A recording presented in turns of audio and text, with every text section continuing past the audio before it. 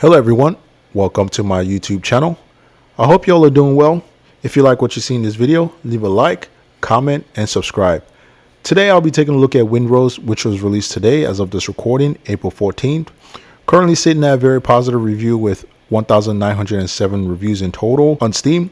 Developed by Kraken Express, published by the same developer as well as Pocket Pair Publishing. So these are Japanese studios. This video is recorded using a 4K 60Hz capture card, recording directly to my iMac, so there shouldn't be any performance loss if you have similar hardware as mine, similar GPU. For example, the RTX 5060 Ti, the RTX 3070 Ti, or AMD RX 6800. NVIDIA Shadow Play tends to incur roughly 10 FPS loss, sometimes more depending on the game. I do have the latest NVIDIA driver installed, which was released March 24th. Driver version 595.97.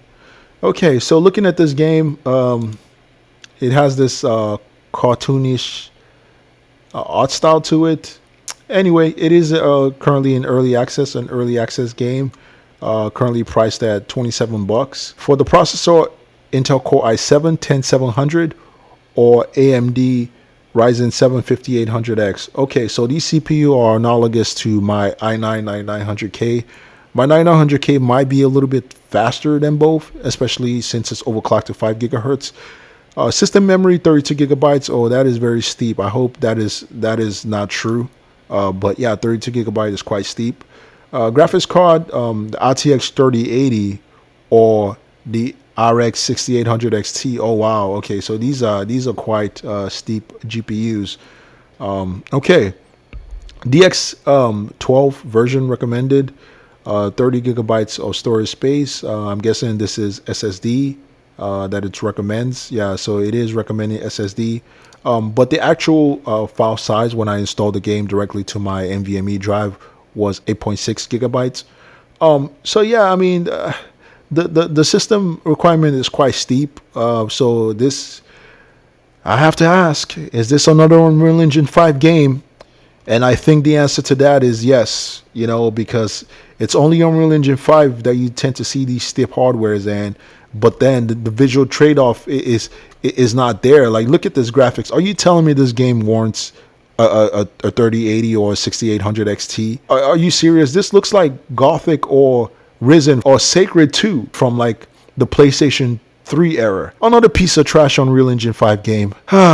So I'm gonna get into the settings, see what settings are available and how the game runs. And I'm back in Windrose main menu. The game does have a shader pre-compilation step, which took roughly 2 minutes to complete on my Intel Core i9-9900K overclocked to 5 gigahertz. So your mileage may vary. In the graphical preset menu, for screen mode, you have full screen, borderless window, or windowed mode. 100%, I always choose full screen. And then for upscaler, for the fake pixel algorithms, you have temporal super resolution, fidelity super resolution, or DLSS. Okay, so since this is an Unreal Engine 5 game, I would much rather prefer to play a native resolution. I don't like blurry images. That's what all these upscalers tend to do. But you know, since this is Unreal Engine 5, I'll have no choice but to start off with DLSS. I'll set that to quality, and then fake frames. Frame gen, absolutely not. I'm going to set that to off. No fake frames over here. Okay, resolution, my native resolution. Vertical sync, set that to off. Frame rate limits, I want unlimited. Okay, so scrolling down. Okay, perfect. So there is an FOV slider. I wish developers would stop doing this. Like, I don't know what +5 means. Like, I need to know the actual percentage of my horizontal FOV. And is this vertical FOV? Is this horizontal FOV? You know, so it started off at 0, so I'm just going to set this to 10 for now. The maximum it goes up to is 30. So I'm going to set that to 10 for now and just, you know, adjust accordingly. So you have, you know, some stuff for colorblind mode, colorblind intensity. You know, I guess I can set that off since I'm not colorblind. Let's see. Okay, so quality presets, you have low, medium, high, epic. So I'm going to set that to epic. This is Unreal Engine 5. So you have global illumination, shadows, anti-aliasing, view distance, textures, effects, reflection, post-processing, grass draw distance, shader quality, and then In the advanced graphical presets, motion blur, absolutely not. I already have to deal with ghosting with Unreal Engine, so turn that off. Okay, blood wounds effect, turn that on. Character dirt effect, lens dirt effect. Okay, I do have a, this is an HDR display, but I have it turned off in the Windows settings page.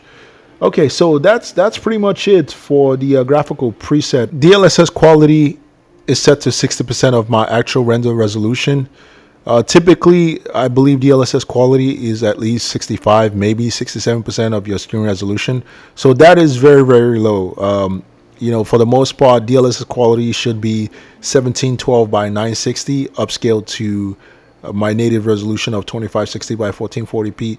So yeah, I expect this game to look kind of blurry. Upon starting the game, you have the option of selecting from different game modes. So you can host a game, you can connect to a server. If you have the invitation code, you can find that and join. But for the most part, I'm guessing most people will do solo and offline. So for solo and offline, you have different options. Calm seas, focus on exploration. High seas, the intended Windrose experience. Storm edge, the sea shows no mercy. And then captain's choice, set your own rule. I like to set my own rule. So combat settings, you can adjust enemy health modifier, enemy damage modifier, enemy ships health modifier, enemy ships damage modifier, and so on and so forth. Okay, I'm at the start of the game. Currently in the captain's deck underneath the ship. Okay, looking at this game, let me just make an obvious observation here. This is Unreal Engine 5. If you've seen my previous videos, you know how I feel about this engine. I think it's an absolute disgrace and the worst gaming engine in history. Looking at the GPU information, the first line, GPU wattage is currently at 300 watts, which is roughly 20 to 30 watts lower than, you know, expected. That's understandable. You know, I've seen worse Unreal Engine 5 games like Samson that was even much worse. It was about 80 watts lower. So a lot of that has to do with DLSS quality. You know, since it's actually 60% of my my native resolution. GPU usage is 99%. GPU VRAM is 4.4 gigs. System memory is 10 gigabytes, so it is not using the actual full 32 gigabyte that it recommends. CPU usage is average 27. All cores and threads are fully flushed. You know, in the 30s, high 20s. Wattage and temps are, you know, typical. So I'll give you props for that. But looking at the image quality, it does look very soft. You know, a lot of it has to do with Unreal Engine and DLSS. But anyway, you know, no need to keep beating the same dead horse. There's still going to be people who come into my comments and try to defend this garbage engine. It looks a lot like Sea of Thieves and Assassin's Creed Unity. Yeah, I mean, it does look like Sea of Thieves for sure. This pirate dude, you know. But anyway, looking at the frame time is fairly stable. Hopefully it stays stable when I go outdoors. Okay, so let me get this guy. Boom. Okay, so it looks like the combat is going to be sloppy. So far, so good. So it looks like, you know, the game, you know, like I showed in the recommended Steam spec, it was asking for a RTX 3080, which is quite steep. But I don't think this game needs it. You know, I mean. It depends, you know. Like I said, I wish game devs would include that what resolution and what settings it recommends for all those recommended hardware. But anyway, yeah, my 2080 Ti still going strong. Okay, now I'm outdoor. Yeah, 70 FPS. Okay, not bad, not bad. Frame time is still looking good. Like I said, my RTX 2080 Ti is still going strong, almost 8 years in. You know, I don't want to see the trolls come into my comment and say my hardware is old. Yeah, it might be old, but it's not outdated by no means. It's still comparable to the RTX 5060 Ti in terms of performance. I mean, just look at it. So GPU VRAM has climbed. So now I'm at 7 gigabytes, and then system RAM is almost 16, let me just say 16 gigabytes. usage. I had my first little bit of traversal stutter, but the game does have a shader precompilation step at the beginning that seems to encapsulate most of the shaders in the game, which is good. That's what I like to see. Okay, so making some observation, it looks like this game is using a lot of Unreal Engine 5 graphical feature. So looking at the draw distance, it seems to be using nanites. It is not using lumen, so it looks like it's using virtual shadow mapping and nanites. These are the two key Unreal Engine 5 feature that the game is using, from what I can tell just by looking at it. The water effects, it looks good. It definitely doesn't look as good as Bioshock or Uncharted Drake's Fortune, but it still looks good nevertheless. That is the worst looking duck I've ever seen, or whatever the heck this is. Let me just take a look at the FOV. I want to just max out the FOV and see what that's all about, right? Okay, so yeah, that looks a lot better. That looks, if I have to guess, that this is like equivalent to maybe 90 or 100 FOV. Horizontal FOV. There is some traversal stutter here and there, like my 0.1% low is 1 FPS. That's terrible. But yeah, but other than that, my FPS has been high 60s, low 70s, which is not bad at all. So this game recommending the RTX 3080 or the RX 6800 XT. I'm guessing that's for native resolution. If you have a native resolution, if you're playing at 1440p native resolution. Okay, who are you trying to attack, buddy? Get out of here. Look at this bird. I will turn you into barbecue. Okay, this one is not hostile. All right, so yeah, like looking at the game, so the vegetation I can interact with, which is good. I can even chop them down. Okay, not bad, not bad. Typically, you don't see this with most Unreal Engine 5 games. The environments are just static. The geometries are just there for the sake of being there. But yeah, it looks like this one I can interact, and I can even cut them down. Definitely not on the scale of original Crysis 1 from 2007. But it's 2026. I'll take what I can get. Yeah, so my FPS has dropped now by roughly 15 to 20 FPS. I'm in the 50s. So if you go deeper into the jungle, your FPS will drop a little. But yeah, looking at my GPU information again, GPU wattage is over 300 watts. It's about 20 watts lower, but for an Unreal Engine 5 game, and especially using DLSS quality, that's actually pretty good.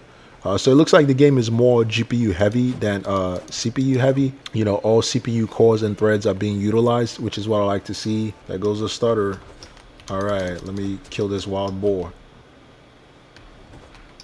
Okay, got him. I will turn you into pork chops. Get out of here. Games like this tend to require, a lot of time investment, which is something I don't have. If it's for you, if you're someone who enjoyed Sea of Thieves, and I thoroughly enjoyed Sea of Thieves. I remember I used to play it on my 980 or 980 Ti, and I remember I was quite impressed with the game.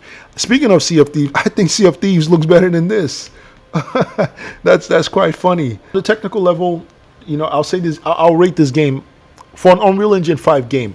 I will give it a B+. Let me be generous. I'll give it a B+, right? Because I have absolutely zero expectations when it comes to Unreal Engine 5. So to see an Unreal Engine 5 game with stable frame time, yeah, it has occasional, micro stutter. I'm guessing that has to do with traversal stutter, but the frame time has been okay. And then the frame rate, is currently in the 60s. As I pan my camera around, yeah, it's in the low 60s. Average FPS is 66. So like I said, yeah, for Unreal Engine 5 game, that's actually not bad at all. This game is more GPU limited than CPU. You get the idea. You see the game's visual, the performance on screen. It's okay. It's okay. Definitely nothing to write home about. If you like what you see in this video, leave a like, comment, subscribe. Take care.